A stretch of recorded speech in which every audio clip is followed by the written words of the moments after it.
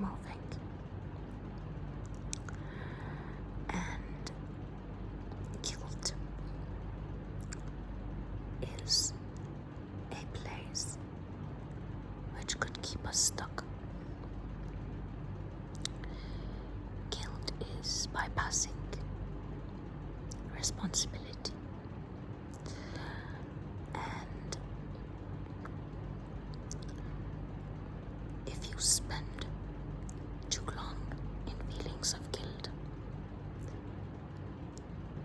you end up being completely redundant to humankind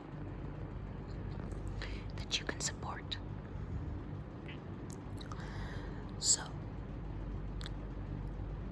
guilt sometimes is information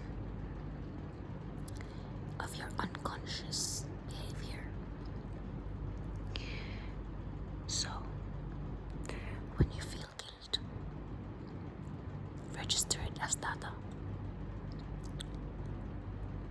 Not to forgive so easily yourself, not to bypass the emotion of guilt by finding excuses, but rather to treat yourself like a subject that you're studying,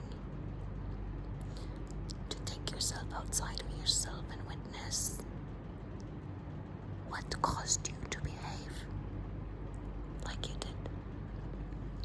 And once you discover where this behavior came from,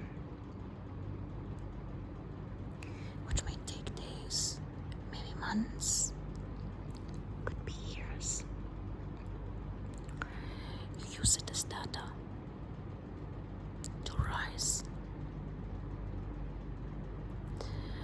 Once you understand the underlying cause of the behavior, you have a chance to use that as information to move forward.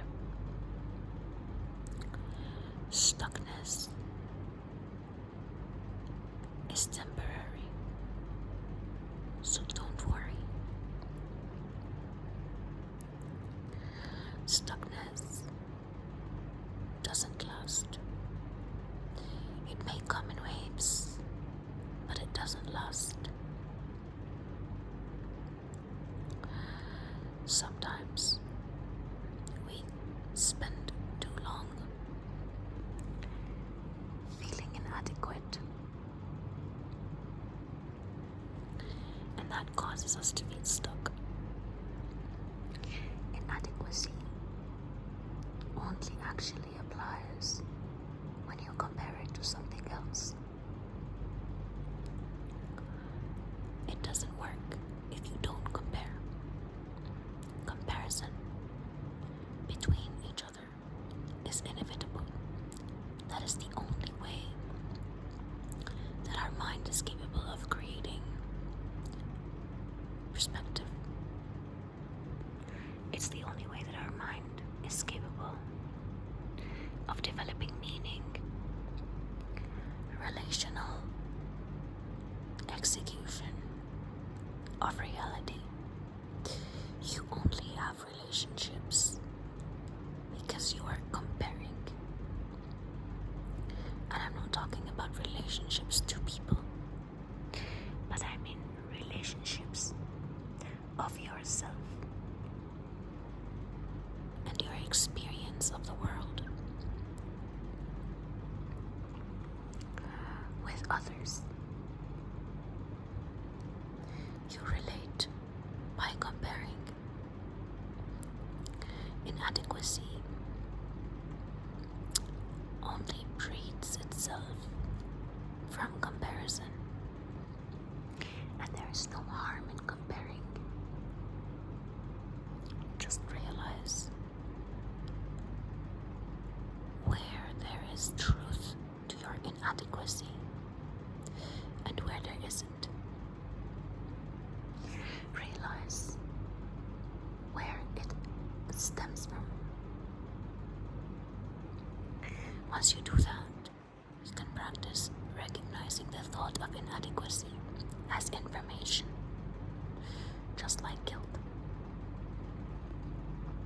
Your feelings of inadequacy become information about what you're comparing yourself to, why you're comparing yourself to it, and going deeper into the reasoning helps you understand that it may be very specific to your own background and upbringing and perspective and many other things. Don't shy away from looking deeper. Emotions become overwhelming sometimes, and that's completely relatable. And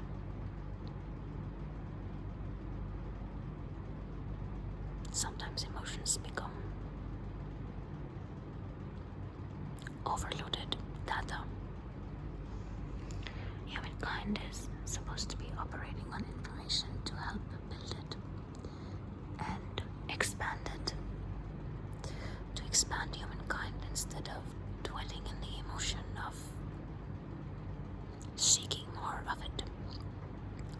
Even if that's guilt or sadness, we bypass by staying in them. We bypass responsibility. We bypass movement unconsciously. I'm not saying that we have conscious ability to choose, but we have the ability to recognize. Our brain is capable of picking up on information which looks like pattern. Once you recognize pattern, you become bored. So imagine recognizing the pattern of guilt. What gets you to feel guilt? What stems in the emotion of guilt?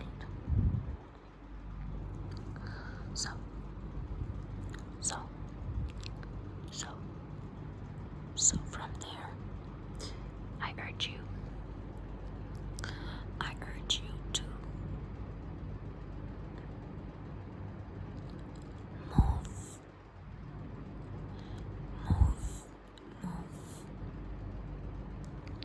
Moving is growth.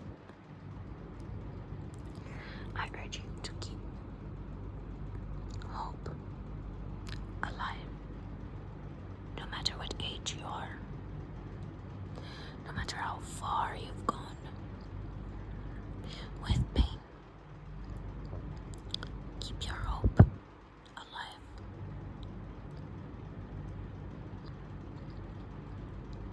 Whether it's terminal illness, heartbreak, death,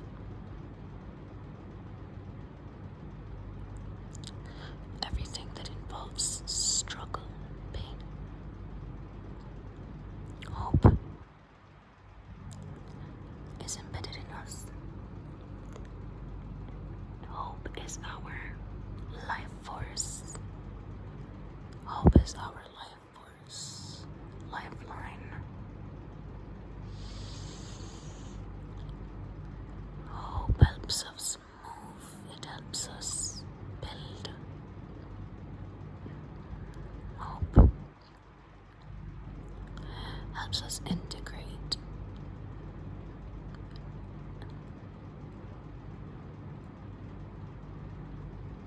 It helps medicate illness.